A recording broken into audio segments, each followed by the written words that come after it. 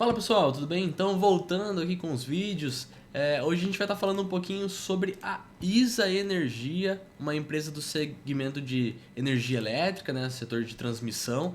A gente vai estar falando um pouquinho do setor para contextualizar e também a gente vai abordar um tema muito importante que são os dividendos, né?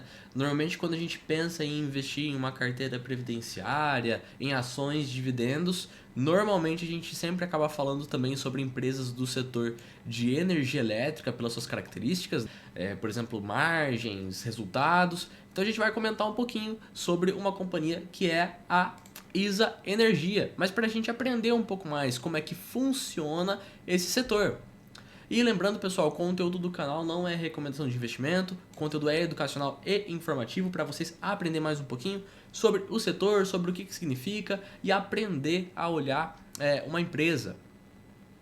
Então primeiro a gente vai falar um pouquinho sobre o setor de energia elétrica para contextualizar. Ele é dividido em três principais, que seria o segmento de geração, transmissão e também distribuição.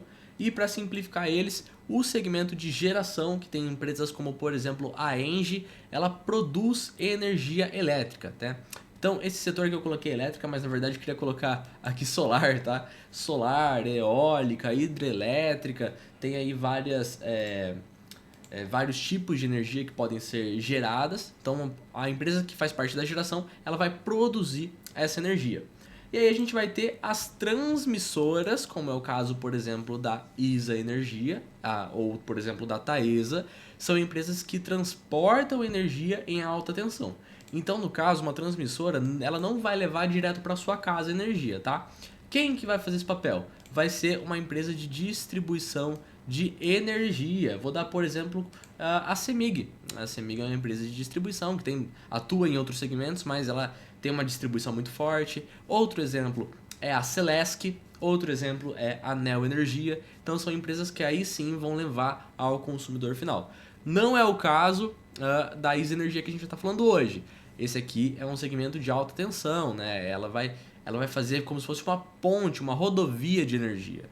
E esse segmento de transmissão possui algumas características bem marcantes, que é, por exemplo, a receita contratada. A gente vai estar falando um pouquinho mais dela, que seria, por exemplo, as RAPs. É um segmento que não sofre com a variação de demanda, tá bom? Até porque é uma companhia do setor elétrico de transmissão. Por que a gente está falando aqui que ela é menor risco de variação de demanda? Porque ela recebe através da disponibilidade das suas linhas, tá? Então não importa se foi mais ou menos energia consumida, importa que as linhas estejam disponíveis para transportar energia. Então elas recebem por disponibilidade. E também são empresas reguladas pela ANEEL. Vamos conhecer um pouquinho então a ISA Energia. Que empresa é essa que a gente tanto fala aqui? Se a gente olhar a descrição aqui, tá no perfil corporativo da companhia, a gente vai ler que a ISA Energia é a empresa privada líder no segmento de transmissão do setor elétrico brasileiro. Aí ele vai citar algumas atividades aqui, 18 estados do país, Rio Grande do Sul, Santa Catarina, Paraná, São Paulo, Rio de Janeiro, Minas Gerais. Então aí 18 estados, do sul até o nordeste. Mas quando a gente olha a composição acionária, apesar de ser uma empresa privada, o que a gente tem aqui no controle? No organograma societário. Aqui é a ISA Energia Brasil, né, que é essa empresa que a gente tem listada na nossa bolsa de valores. Quem são os seus controladores? Vamos olhar aqui que nós temos a ISA Capital do Brasil, que detém 89,5% das ações ordinárias, ou seja, aquelas ações que têm direito a voto.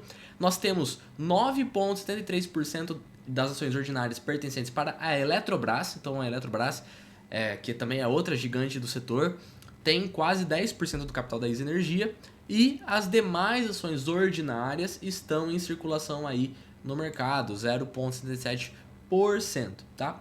Agora, quando a gente fala em total de ações, nós temos que a ISA Capital do Brasil detém 35%, quase 36% do capital da ISA Energia do Brasil. A Eletrobras detém 21,73% e as demais estão aí em circulação.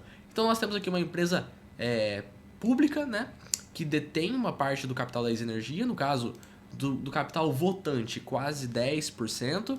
E quando a gente sobe um pouquinho isso aí, olha o que a gente tem aqui. Nós temos uma empresa colombiana, tá? Entidades estatais da Colômbia, que controlam a Isa Energia. Então a Isa Energia do Brasil, ela é controlada por empresas públicas. E olhando um pouquinho quais são as concessões da Isa Energia, quais são os ativos que ela possui, nós entramos aqui no próprio site de RI, nós podemos ver as concessões e nós temos aqui várias delas, inclusive a concessão mais importante aqui da Isa Energia, quando a gente olha no sentido de RAP, que é um contrato que tem vencimento aqui em 2042, então tem tempo ainda para acabar esse contrato, onde representa uma RAP de 3,5 bilhões de reais. A RAP da companhia, que hoje, de acordo com o site, está em 6,3, quase 6,4 bilhões de reais, sendo 5,3 operacional. Demais está em construção. Então olha só, vamos falar aqui um pouquinho desse RAP, da receita anual permitida potencial do ciclo 2025-2026. Aqui em azul escuro nós temos a RAP em operação da companhia. Se a gente olhar aqui, depois da parcela de ajuste, nós temos aqui 5,3 para 5,4 bilhões de reais de receita anual permitida, com mais de 1 bilhão em construção aí para a companhia também receber, totalizando quase 6,4 bilhões de reais. A rede básica do sistema existente é tipo uma indenização que a companhia recebe por ter ativos anteriores ao ano 2000, né?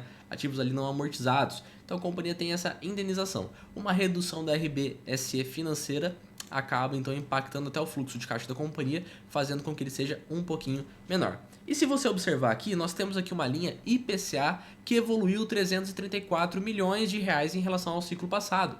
Por que isso aqui aconteceu?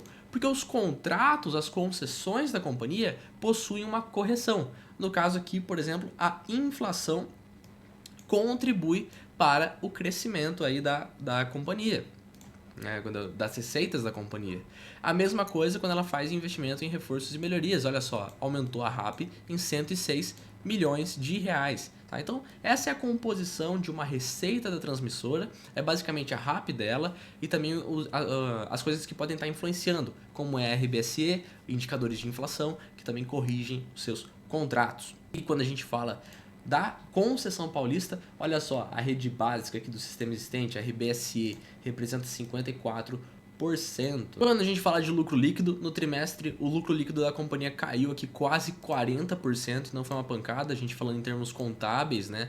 No segundo tri de 2024 ela tinha recebido um lucro líquido de 426 milhões de reais e por conta da queda da receita líquida e do resultado financeiro, o lucro líquido acabou sendo 256 milhões de reais. Na questão do endividamento da companhia, dívida bruta de 14 bilhões de reais, quando a gente pensa também em alavancagem, a companhia teve um aumento nessa linha, né? A alavancagem saiu de 2,72 vezes o EBITDA para 3,43 vezes o EBITDA, dívida líquida subindo em 2,6 bilhões de reais. Bom, pessoal, falando agora de dividendos, né, a companhia tem um histórico de pagamento de proventos, um histórico longo de pagamento de dividendos, né? Então a gente pode observar aqui no site dela mesmo esse histórico. Aqui a gente tem desde 2007, né, que mostra que o lucro líquido regulatório da companhia e aí a sua evolução e também os seus proventos, né? Conforme o Estatuto Social, a previsão estatutária é que seja distribuído o maior valor entre 356 milhões de reais e 25% do lucro líquido. Então, o que for maior desses dois é distribuído. A prática de proventos da companhia é uma distribuição de no mínimo 75% do lucro líquido regulatório, tá? Então, na verdade é o seguinte, a companhia tem uma política que ela pode pagar um ou outro, ou 359 milhões, ou 25% do lucro líquido IFRS da companhia. A prática hoje é pagar 75% do lucro líquido regulatório, tá bom? Então aqui ele mostra a deliberação aqui em dezembro de 2024 com 3 databases, né? Então é uma divulgação anual com 3 databases e 3 datas de pagamento. Aí foi aí R$ 2,36 por ação, né? 3 parcelas iguais de quase 79 centavos, né? Até a questão do payout regulatório, perceba que a companhia já chegou a pagar mais, né? Perto de 100%, olha só, 92, 123, 108, 210% aqui, e agora tem sido uma prática pagar 75%. Então, vou fazer uma anualização do lucro líquido regulatório da companhia para a gente ter uma estimativa de quanto seria um provento que ela pagaria, né? Então, eu vou pegar aqui no primeiro trimestre de 2025, nós tivemos um lucro líquido, aqui tudo regulatório, tá, de 337,4 milhões de reais. Vou somar com o que foi apresentado no segundo TRI, que foi aqui, ó, 256 milhões de reais, daria então 593,4 milhões de reais. Se eu fosse anualizar esse lucro aqui, seria multiplicar ele por 2, eu chegaria num lucro líquido anual, um lucro líquido anualizado de quase 1,2 bilhão de reais. Que a companhia até cita, né, que teve efeitos não recorrentes e que não foram de caixa, como por exemplo a reversão da RBSE. A gente pode até estar colocando isso aqui no papel para fazer uma anualização, tá? Então, mas eu vou utilizar como base aqui 1,2 bi para arredondar de lucro líquido anualizado para a gente entender o quanto que seria um dividendo com esse valor, quanto que daria. Agora a gente vai fazer algumas simulações. Então, se eu pegar aqui no site do Fundamentos, 1,2 bilhão de reais, né, vou até arredondar aqui para bilhão mesmo, deixar aqui mil, milhão, bilhão, dividir pela quantidade de ações, 658.883 ações, daria R$ 1,82 de lucro líquido anualizado por ação. Multiplicando por um payout de 75%, nós teríamos R$ 1,36 por ação. Se a companhia basicamente lucrasse o que ela lucrou no primeiro semestre e no segundo TRI. Lembrando que é só uma simulação, tá? Dividido pela cotação atual, isso daria um dividend yield de aproximadamente 5%. E se a gente colocasse essas informações aqui na nossa planilha de modelo de Gordon, o que a gente chegaria? Então eu peguei o IPCA esperado de 4,86% conforme a pesquisa Focus, Tesouro IPCA 2029 sem pagamento de cupom, que daria 7,81%, né? IPCA mais 7,81%. E aqui eu informei um dividend yield de 5,7%. Aqui esse ROI eu deixei 15%.